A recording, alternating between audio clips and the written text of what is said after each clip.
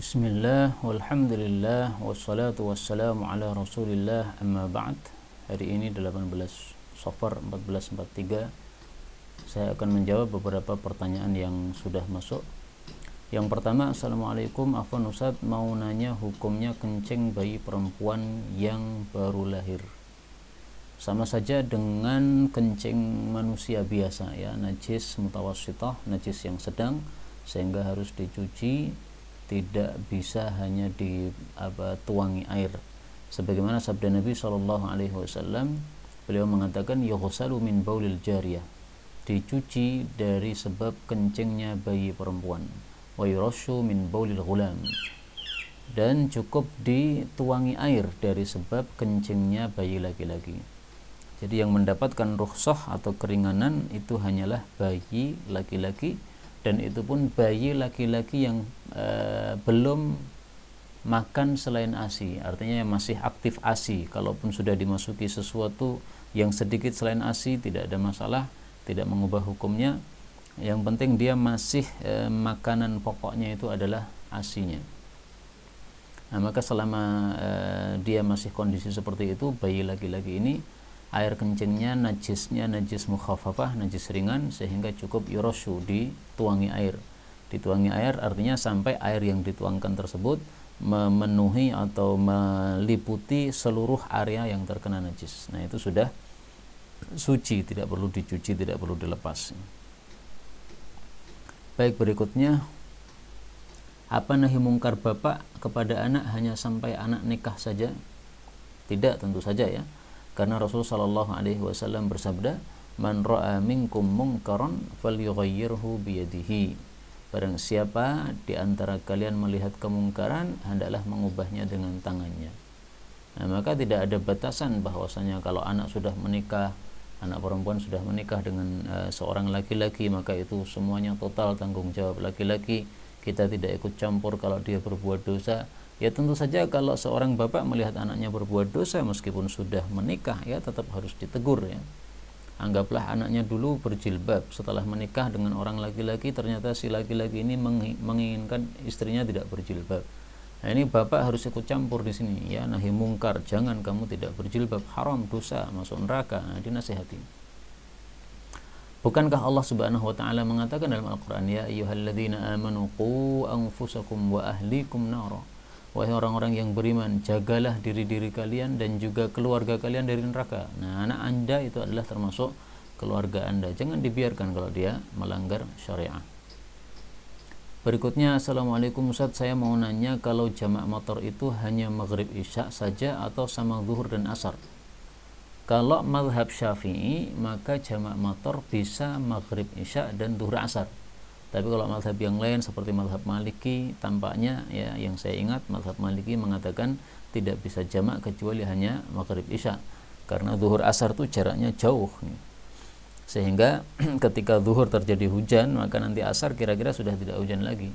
Tapi kita punya dalil juga dalam mazhab Syafi'i bahwasanya zuhur asar bisa dijamak, sebagaimana hadis yang diriwayatkan oleh Imam Muslim dari Ibnu Abbas radhiyallahu taala anhu tentang jamak, bahwasanya Rasulullah SAW melakukan salat az-zuhra wal asra jami'an, zuhur dan asar dijamak bil Madinah, di Madinah, fi ghairi khaufin, tanpa ada ketakutan, maksudnya bukan kondisi perang. Kalau kondisi perang memang bisa dijamak ya.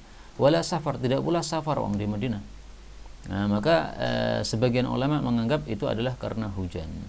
Adapun Ibnu Abbas ketika ditanya kenapa beliau lakukan itu, beliau katakan arada alla yuhrija ahadan min ummati. Beliau ingin supaya tidak menyempitkan kepada seorang pun dari umatnya. Nah, maka hujan ini termasuk sesuatu yang menyempitkan ya, maka diperbolehkan jamak motor, jamak karena hujan, baik itu zuhur maupun asar, zuhur dengan asar, sebagaimana dalam mazhab Syafi'i. Berikutnya, apa benar sunnah Rasul jima itu hanya malam Jumat, atau bersenggama pada malam Jumat itu lebih afdal daripada malam-malam yang lain? Tidak benar bahwasanya sunnah Nabi jima hanya malam Jumat, karena dari hadis-hadis yang kita temukan Rasul Shallallahu Alaihi Wasallam melakukan hubungan intim tidak hanya pada malam Jumat saja. Misalnya hadis yang diriwayatkan oleh Imam Ahmad dan rawi-rawinya thiqah dan disahihkan oleh Syekhul Albani, Pada suatu hari Nabi Shallallahu Alaihi Wasallam sedang duduk-duduk bersama para sahabatnya. Tiba-tiba beliau masuk rumah, kemudian keluar lagi dalam kondisi sudah mandi junub. Maka Rasulullah ditanya, ya Rasulullah, qad kana syai', apakah terjadi sesuatu? Beliau mengatakan, iya. Tadi ada seorang wanita lewat, maka muncul dalam hati saya syahwat terhadap istri. Maka saya datangi sebagian istri saya, kemudian saya kumpuli. Fakadzalika wiqayatun, itu adalah merupakan satu penjagaan diri, ya, supaya dirinya tidak melakukan satu kemaksiatan. Kemudian beliau mengatakan, min amathil a'malikum ityanul halal, termasuk amal yang terbaik bagi kalian adalah mendatangi yang halal. Nah, istri itu halal.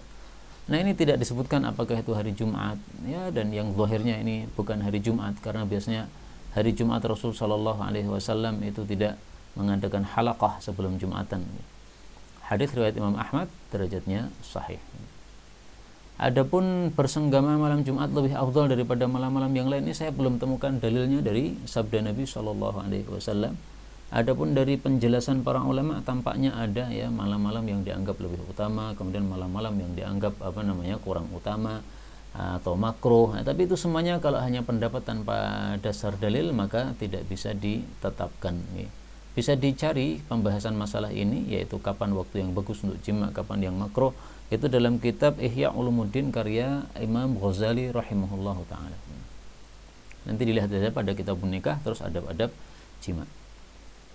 Berikutnya izin bertanya, bolehkah menunda membayar zakat mal karena ingin dipaskan pada bulan Ramadan tahun depan? Tidak boleh, ya. Karena kalau kita menunda pengeluaran zakat, itu berarti kita mendolimi mustahik zakat.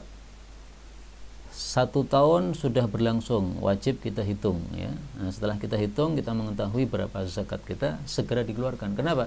Itu bukan harta milik kita. Maka kalau itu kita tunda-tunda, itu kita tahan-tahan, itu berarti kita nahan milik orang lain. Saya ulangi lagi, ya, harta zakat itu bukan milik kita. Meskipun memang kita yang mengeluarkan, tapi itu bukan milik kita. Kita tidak mustahik, kita tidak berhak terhadap harta zakat tersebut.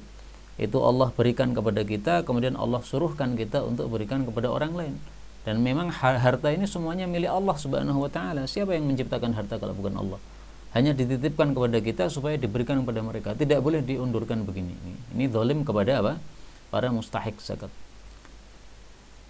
Dalil secara tidak langsung kita temukan dari Al-Quran surah Al-An'am ayat 141. Ini meskipun Allah bicara tentang zakat tanaman, ya. Wa atu haqqahu, berikanlah haknya, yaitu zakat, yauma hasadihi, pada waktu memanennya. Nah, maka kalau kita bertani kemudian memanen, kita wajib mengeluarkannya pada hari panenan tersebut, maka berarti kalau kita sudah wajib mengeluarkan zakat karena sudah haul, sudah 1 tahun, berarti kita keluarkan sesegera mungkin. Ya, ditunda 1 hari 2 hari karena ada suatu sebab, nggak ada masalah. Tapi kalau menunda sampai datang Ramadan, ini sesuatu yang berlebihan, ya. Tidak boleh seperti ini. Dan kita tidak tahu kapan kita itu mati. Bisa jadi kita mati sebelum sampai kepada Ramadan. Betapa menyesalnya kita nanti. Kita akan mengatakan fa'asaddaqa wa akum minas shalihin, tolong diundurkan saya ingin bersedekah, saya ingin keluarkan zakat. Naudzubillah. Baik, berikutnya, afwan Zat, saya badhe tanglet hukumnya memperjualbelikan kucing hias pripun, kok ada pendapat boleh? Yang benar adalah bahwasanya jual beli kucing itu dilarang oleh Rasulullah Shallallahu Alaihi Wasallam. Tapi sebagaimana kita ketahui, larangan dalam agama ada 2 macam, ada yang haram, ada yang makruh. Nah, di sini hadisnya mengatakan Nabi melarang an thamanil kalbi, dari harga anjing, wa an thamanis sinnaur, dan dari harga kucing. Jadi diperjualbelikan nggak boleh. Hadis riwayat Imam 4 sahih. Nah, untuk anjing jelas, ya, jual belinya adalah haram karena dalam hadis-hadis yang sangat banyak, antara lain hadis Nabi yang mengatakan kalau ada orang minta harganya anjing, suruh berikan tanah atau pasir. Nah, itu menunjukkan keharamannya. Adapun untuk yang kucing ini, memang mayoritas para ulama berpendapat hukum jual belinya hanyalah makruh, tidak sampai kepada haram. Sementara sebagian kecil ulama berpendapat haram, ya, termasuk diantaranya Abu Hurairah radhiyallahu anhu. Nah, mayoritas ulama diantaranya adalah mazhab Syafi'i, itu berpendapat makruh. Maka di sini disebutkan oleh beliau an-nahyu lit-tanzih, Larangannya di sini adalah larangan makruh saja, tidak sampai haram. Wala bu'da fi jam'il kalamil wahid nahyan tahrimiyan wa akhar tanzihiyan. Dan tidak ada masalah suatu hadis itu satu kalimat pertama adalah hukumnya haram, sementara kalimat kedua hukumnya makruh. Ini sesuatu yang tidak ada masalah sama sekali. Karena itu untuk kucing hias ini kalau memang antum perlu ya beli, tidak apa-apa. Makruh maksud saya, bukan tidak apa-apa sama sekali ya. Dia tidak bagus karena apa namanya, dilarang oleh Nabi SAW, tapi tidak sampai kepada haram. Nah, karena itu kalau saya pribadi tidak mau jual beli kucing, membeli maupun menjual saya tidak melakukannya ya. Adapun kalau ada orang memberi saya kucing, nah maka saya terima, kemudian saya kasih hadiah. Ini bukan sebagai jual beli, tapi hanya sebagai hadiah saja. Berikutnya, gimana hukumnya istri yang ngambek dan mendiamkan suami sampai beberapa hari hingga kadang 1 minggu ada. Istri yang hilang rasa kepercayaan pada suami karena satu hal yang belum jelas perkaranya, hingga masalah lain diikutkan karena masalah itu tadi. Ini saya tidak ngerti ya kasusnya kasus apa, tapi yang jelas sikap kita kepada istri haruslah bagus, sikap istri kepada suami juga haruslah bagus. Mendiamkan sampai beberapa hari ini bukan satu sikap yang bagus. Karena Rasul sallallahu alaihi wasallam bersabda, la yahillu li muslimin ayyahjura akhahu fawqa thalathin. Tidak halal berarti apa? Haram. Li muslimin bagi seorang muslim atau li mukmin bagi orang mukmin ayah jura akhah untuk menjutai, menghijroi saudaranya selama 3 hari, di atas 3 hari. Jadi maksimalnya 3 hari saja, diam-diaman gitu ya. Habis itu udah salam lagi, mengucapkan salam dijawab, yang ngobrol lagi. Hadis riwayat Muslim sahih. Apalagi kalau sampai suami ini mengajak istrinya untuk hubungan sementara istrinya menolak. Ini sangat parah seperti ini ya. Karena dosanya termasuk dosa besar, bukan dosa kecil. Rasulullah sallallahu alaihi wasallam bersabda, "Ma min rajulin yad'u imra'atahu", kalau ada seorang yang mengajak istrinya ila firashihi, kepada tempat tidurnya, maksudnya hubungan ya. Lalu istrinya enggan, maka zat yang ada di atas langit itu akan sakhitan 'alaiha, murka kepada perempuan tersebut, hatta yarda anha, sampai suaminya ridha. Hadis riwayat Muslim sahih. Nah, maka ancaman dimurkai oleh Allah ini ancaman sangat serius. Ini menunjukkan ini dosa besar, bukan dosa kecil ya. Karena kalau dosa kecil tidak diancam dengan ancaman seperti ini. Termasuk dosa besar ciri-cirinya adalah diancam dengan laknat Allah, dengan murka Allah, dengan hukuman had di dunia, dan juga dengan siksaan di neraka. Na'udzubillah min syarri dzalik. Karena itu ringkasnya hendaklah istri meredam ya emosinya, demikian juga suami meredam emosinya, sehingga tidak sampai seperti yang diceritakan seperti ini ya. Dan segala sesuatu kan bisa diselesaikan dengan kekeluargaan. Jadi kalau memang ada sesuatu yang menyebabkan istri itu tidak suka kepada suami, nah itu sampaikan apa penyebabnya ini. Kalau suaminya nggak ngerti, tiba-tiba istrinya kemudian diam atau sebaliknya, ini sesuatu yang kurang bagus dalam kekeluargaan begini. Dan setan tuh paling sangat senang kalau ada perceraian. Naudzubillah. Berikutnya izin bertanya Ustaz, saya punya rumah terbagi menjadi 3 pintu, nilainya sekitar 100 juta. Yang 1 pintu ditempati sendiri, yang 2 pintu disewakan. Yang saya tanyakan, apakah ini wajib zakat? Bila wajib, bagaimana cara menghitungnya? Ya, rumah yang disewakan itu wajib dizakati, tetapi para ulama katakan yang dizakati bukan rumahnya, tapi yang dizakati adalah hasilnya ya. Itu masuknya dalam zakat perjualbelian. Allah Subhanahu wa taala menyebutkan dalam surah Al-Baqarah tentang zakat tijarah atau jual beli ya. Karena ada sesuatu yang memiliki nilai jual ya, yaitu rumah disewakan. Allah katakan ya ayyuhalladzina amanu anfiqu, infakkanlah, maksudnya zakat, min thayyibati ma kasabtum, dari barang-barang yang baik yang kalian usahakan. Nah, tijarah, perdagangan itu menurut para ulama, termasuk Imam Bukhari dalam kitab sahihnya, beliau katakan itu termasuk kasabtum, termasuk usaha ya, sehingga di situ ada zakatnya. Nah, karena itu zakatnya ya kembali kepada nilai zakat mal atau zakat harta. Kalau sudah mencapai nisab, yaitu kalau sekarang sekitar 75 juta, dan sudah berlangsung selama 1 tahun, maka itu ada zakatnya. Jadi kalau perdagangan itu ngitungnya caranya adalah kapan mulai berdagang, kemudian nanti di akhir tahun itu kemudian 1 tahun berikutnya itu kemudian dihitung. Nah, kalau hasilnya ternyata lebih dari nisab, yaitu 75 juta lebih, maka di situ berarti ada zakatnya. Zakatnya 1/4-nya dari uang yang ada. Assalamualaikum, Ustaz mau tanya tentang keluhan teman yang habis kena COVID, haidnya jadi panjang sampai 15 hari, padahal biasanya cuma 7 hari. Sekarang hari ke-8 sampai 15 itu darah yang keluar sedikit. Sehari cuma keluar sekali. Yang begini ini dianggap istihadah apa haid? Kalau biasanya haidnya adalah 7 hari, berarti 7 hari itu yang haid, selebihnya itu dianggap sebagai istihadah, ya.